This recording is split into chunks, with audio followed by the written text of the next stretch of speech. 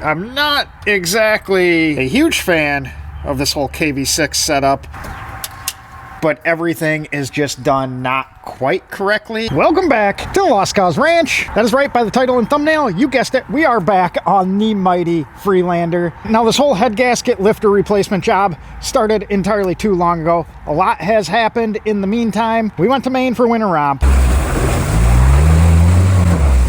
Sold the ranch, bought a car wash that isn't a car wash. Think it's time to finally wrap this thing up. Plus, we're about 20 days away from trying to drive this thing 6,000 miles in the Roverball with Justin from Lucky 8, along with meeting up with a bunch of other crazy Land Rover people along the way. Let's just say today is kind of a confidence killer. Seems so violent. So we ran up to Ted's to do the one final thing before we reassemble the engine, and that is installing some fresh valve seals. Not saying the other ones were bad, but it would be awful foolish to not do this while it's this far apart. Get the little keepers out. Those guys there. Then the valve spring. Then the valve. And what we're after is those guys right down in there. That right there is our old valve seal.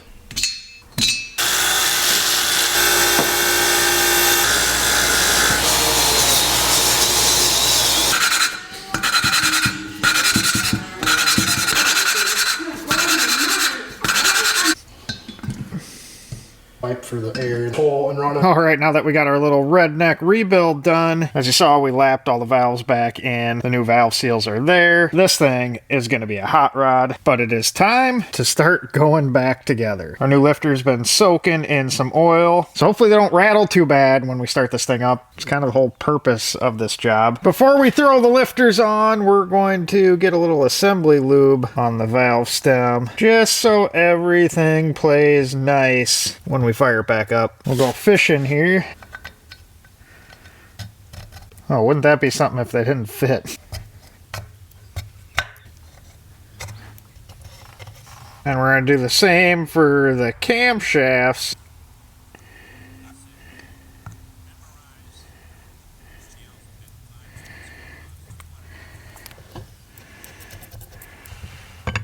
All right, we got everything cleaned up, and now we are ready to throw the cam cap on. We got that all loaded up with sealant, but not too much because we don't want to block all the oil passages for the lifters. That would once again defeat the purpose of this whole job.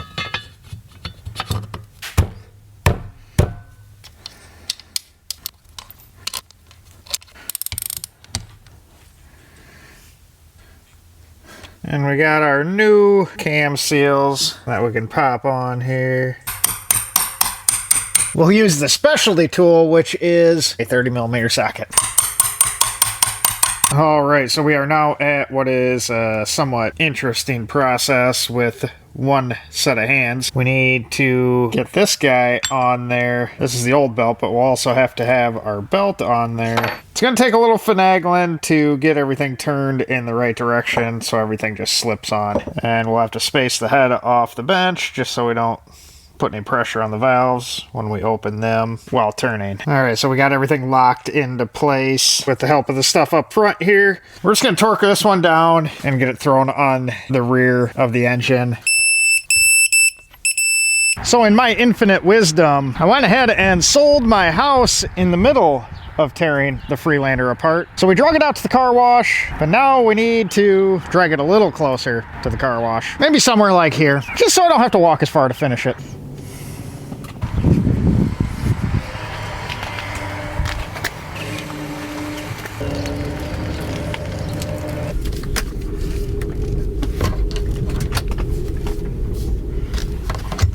Thought it'd roll better than that.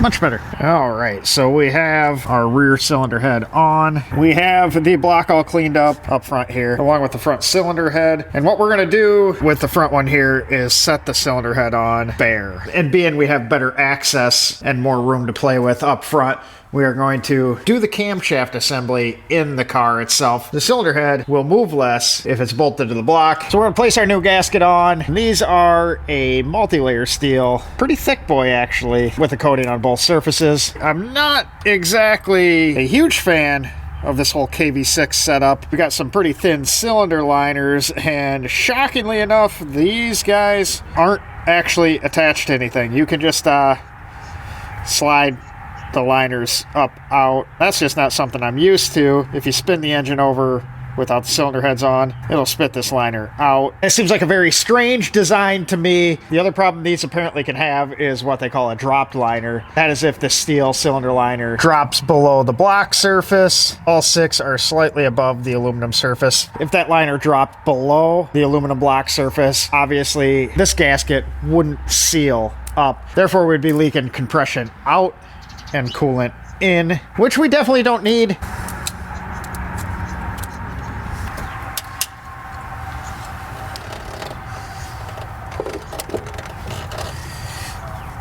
We got a new set of cylinder head bolts, like you should always have anytime you pull a cylinder head off. New bolts. Most of these anymore are torque to yield, which means they will stretch and are one-time use. We also, maybe hard to see, lubed up the threads and the bottom of the head. That'll let us get an accurate torque figure. With the threads lubed and the flange lubed, everything will spin freely the way it needs to be. And I gotta look it up to make sure, but I believe these are all 25 Newton meters, then 90 degrees. Finish it off with another 90 degrees.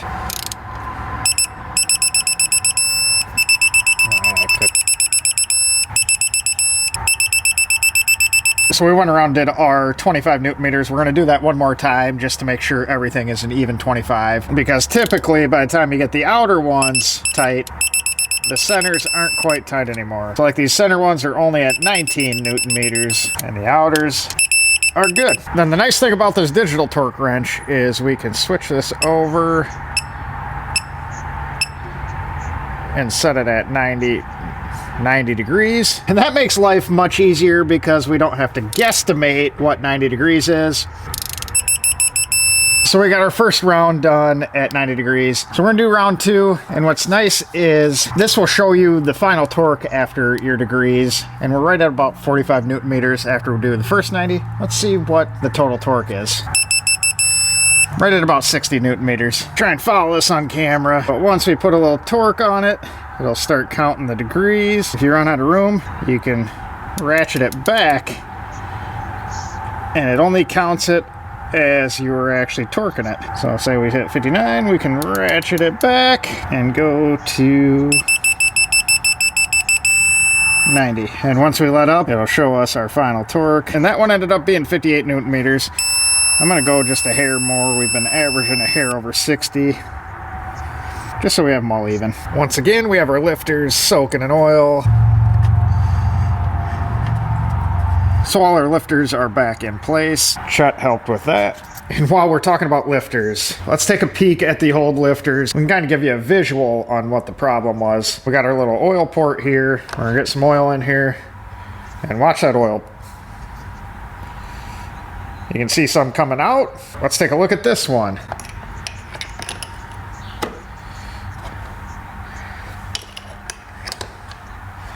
We got that full.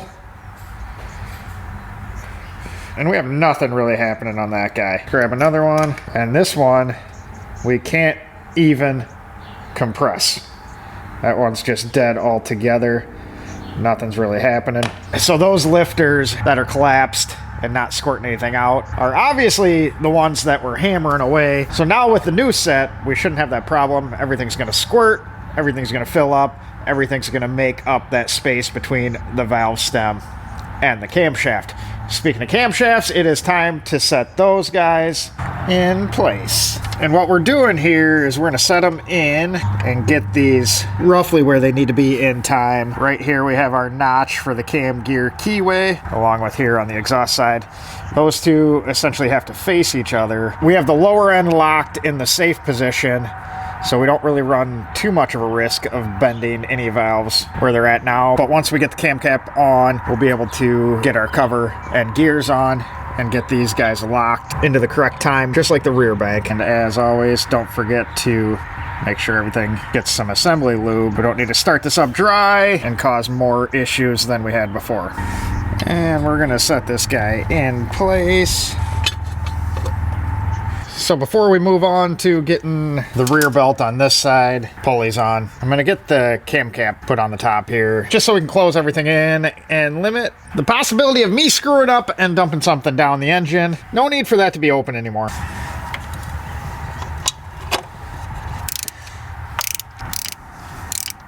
And with those on there, we're really starting to look like we got something here. It's surprisingly much better looking than it did before. It's nice to have stuff half clean and looking like we give half a crap about the thing. But either way, we have our new cam seals installed and we're ready to toss the rear gear into place here. That's a little bit of a cumbersome deal to do because we need to rotate the cams while sliding everything together. I think if we had a third hand, it'd go a lot easier. So we have our camshaft tool up front here. We're gonna use that to line everything up. So that got our intake just about where it needed to be. Then we can use our wrench on the exhaust and spin that whichever way it needs to go to get this little assembly slid on the back. I should probably put the bolts in that rear cover. Right, let's see how well this will go.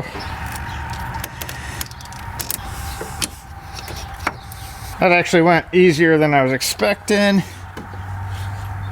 All right, before we get to putting the main timing belt on up front, we're gonna sort out the cooling system. Like I've said numerous times, we've had no issues with overheating or anything, but this would be silly to not replace our thermostat and our plastic pipes while it's this far apart, because it's kind of a pain. Otherwise, you have to lift everything off out of the way. You know, brilliant engine design and all. I'm starting to look at everything with this engine, and if this was made in a different time, I would almost think that this is what the engineers came up with after they asked the first rendition of ChatGPT to design an internal combustion engine. It's like they are almost there on everything, but everything is just done not quite correctly, if you ask me. Worked on a ton of engines in my life, and this one, everything is just a tad off, making it much more difficult than it needs to be to mess with, along with cylinder liners that you can just pull out while being the thickness of exhaust tube. Not quite sure what the thought process was behind that, but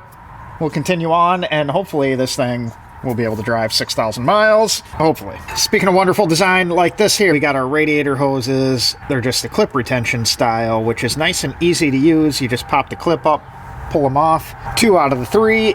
Perfect. Third one, let's put the clip on the bottom. For what reason? So I guess we'll unbolt that pipe so we can access that. Now we can undo that clip. Ah, that was smooth. Just dumped coolant all over the bumper. So someone's obviously been in the cooling system before as well. We have a bunch of RTV in there, so we'll get that all cleaned out. That is one nice thing about taking stuff all the way down. You get to clean up the junk that you never really get the opportunity to. But either way, we have everything cleaned out, and we're gonna squeeze our new thermostat into place. So this is the old water pump. It is a GMB. It's been replaced once, but it is a plastic impeller one. Happy that the new one is metal.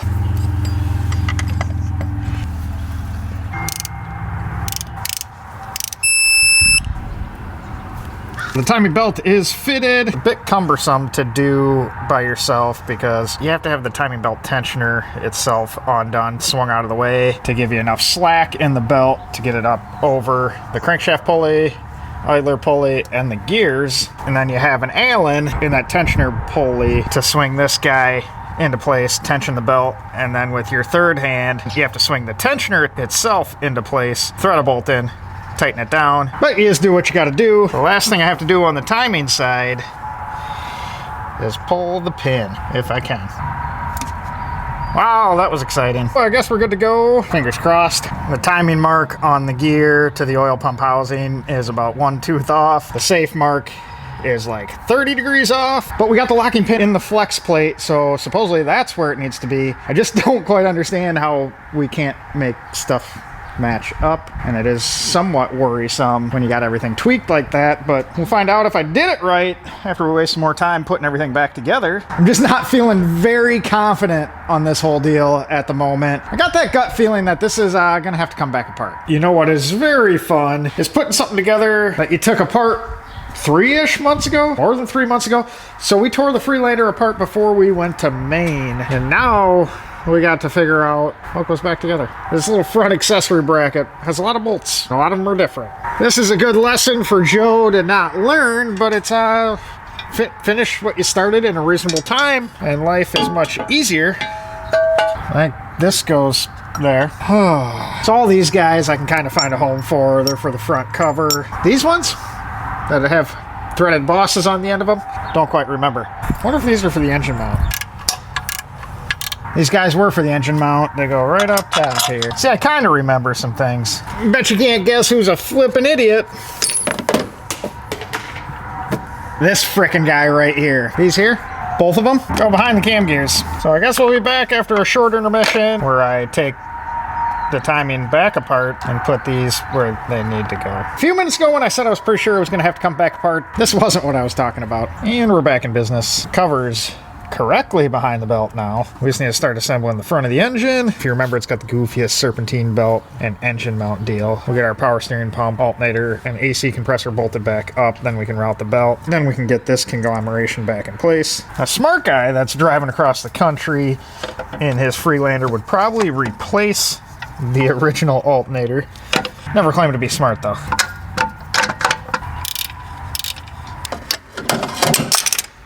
That's good for it. I'll be honest, I'm kind of looking forward to this thing being back together.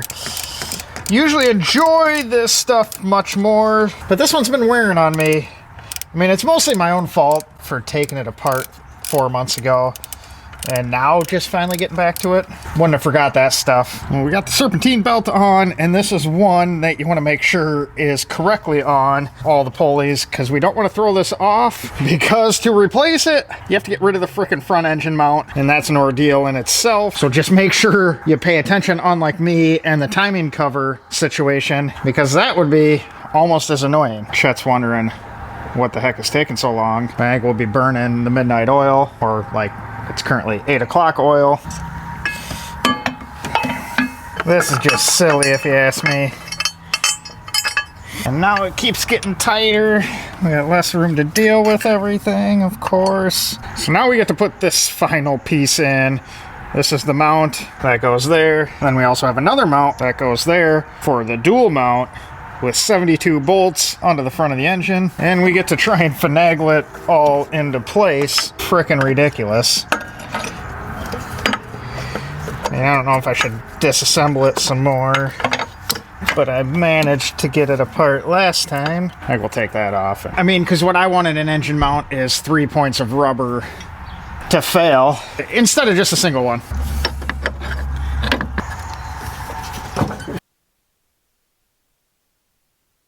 Alright, it's not too often that I get legitimately frustrated working on a vehicle. But the little Freelander is starting to test my patience, mainly in the arena of getting the lower oil pan sump off. So I've ran into some of the most ridiculous stuff on this particular Freelander, and this was one of them. So I'm trying to get the rear engine mount off the oil pan. And with the Freelander being on the ground, I didn't have enough ass to undo the bolt. Well, I just got it freed up with the help of a frickin' 3-ton jack. And this was one of the more sketchy procedures, because to get that bolt off, I literally unloaded all the weight off the front suspension. So it took better than 1,000 pounds of force. Now I can't blame Land Rover on that, because there is signs of some sloppy RTV on the oil pan, which means it's been off once before. Apparently the last guy working on this was much stronger than I, which is a shocker. We all know I'm pretty strong. Alright, so we are throwing in the towel on getting the entire oil pan off. Whatever buffoon was working on this thing before must have cross-threaded damn near every bolt in this vicinity, and nothing wants to come out. I've never had so many bolts get tighter as you loosen them. But in some somewhat positive news, the inside of the oil pan isn't actually all that bad. So we'll do a little in-chassis cleanup of that. Underneath here doesn't look terrible, at least not as bad as the upper engine did. We did have one oddity body though, the oil pickup tube was not really attached. This piece and the two screens were sitting in the bottom of the pan, leaving this guy just hanging out on its lonesome. But the screens are actually nice and clean, probably because they weren't actually attached to the pickup tube. And I guess we'll kind of reassemble it. And we're back to one piece. So we got the pickup back in there, and it should do a much better job of filtering the big chunks. Now we're gonna do a little more cleanup on all of this, and then we'll put a new layer of RTV and get this guy sealed back up. I am never gonna work on one of these things again without a hoist. Good news is, that's been the main difficult part of this whole thing. Everything that is going wrong, per se, is compounded by the fact that I'm working on the ground. Getting the cross-threaded bolts out wouldn't be as much of an issue in the air. I guess what I'm saying is, if we manage to get this thing to go across the country sometime in the future, I think we're just gonna drop the entire drivetrain out of this and just kind of go over everything. Because hell, if it makes it 6,000 miles, it's obviously worth doing that too. So we're back to doing a little reverse action. So I'm gonna try and finish up the top of the engine while we wait for that RTV to set up on the oil pan. Pretty much just left with the intake manifold and air box, and apparently the dipstick. A guy should have put that in before we put this mess back together. I think the belt has to come off, which theoretically means that frickin' engine mount disaster has to come back off. But I'm gonna try and do a little finagling and sneak the belt tension off, get rid of this pulley, and hopefully we can snake it down in there without frickin' doing that again. I mean, this is my own fault for taking 3 months to reassemble this thing, but it's still annoying nonetheless. Big success. We just had to move the pulley out of the way, and it worked. Thankfully, we didn't have to remove this guy again, because I'm getting a little tired working on this thing, and so is Chet. But in a surprisingly nice design feature, these seals for the intake plenum actually fit super tight. Therefore, when we flip it upside down to toss it on, they aren't gonna fall out.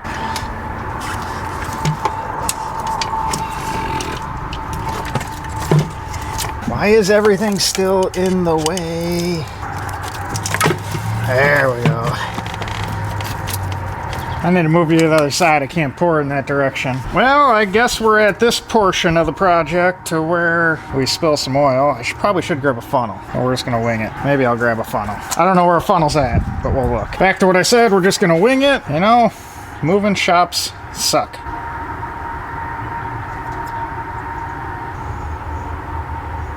Not terrible. Here's to hoping this is all going to stay in the engine. And now to complete the single most important part of the whole job. Well, that one don't even look that bad. Well, we got a new one anyways.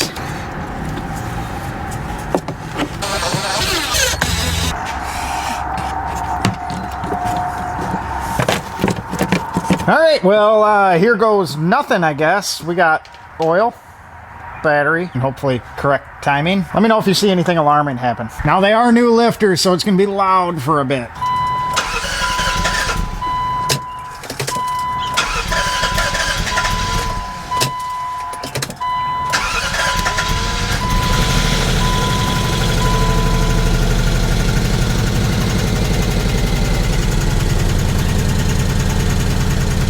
Could have been worse. And we don't have any additional spots on the ground. So I think what we're gonna do is throw some coolant in it. It actually sounds pretty good for being fresh everything. I mean, things are looking up. What do you think, Chet? All right, so we got a little bit of a misfire. Looks like we got injector power stage cylinder 4. So we got something going on there. Luckily for us, I believe number 4 is on the backside, so we have to take the intake plenum back off. So there wasn't anything alarming I saw, which kind of sucks. I was hoping it was gonna be unplugged, so I just reseated it and wiggled the wires. We're gonna erase those. So no fault codes detected. We'll fire it back up once, see if it changes. Feels slightly smoother. Not great though. No, definitely not. We still got a miss. Sounds decent though. Alright, so I went ahead and swapped the number 2 ignition coil to number 1, which would be rear bank to front bank. And once again, we have a misfire, and you would not believe it, but it frickin' moved to cylinder 1. What are the chances of that? Ignition coil wasn't bad before we took it apart. Sat for 3 months, went bad. All things considered, if we have a misfire after essentially a complete teardown of the engine, pretty happy that it's an ignition coil and not something worse. So I was planning on buying an extra coil to take along on the trip. I think I'll still do that, but I also just may buy 6 new ones and eliminate that problem. Because a lot of times if one goes, the others aren't far behind. Newly discovered overnight, we are currently leaking what appears to be an unacceptable amount of coolant, but nonetheless it runs. So we still have a shot at making it out to New York to start our journey. Wish me luck. I think it's off to go order some more parts from Lucky 8 to wrap this guy up. And I'll let you know how the first drive goes in a few days. With that being said, appreciate you guys watching, appreciate you subscribing. The Freelander is running once again, so today is a good day. We will catch you on the next one, which I think will drop a midweek because we expanded our horizons.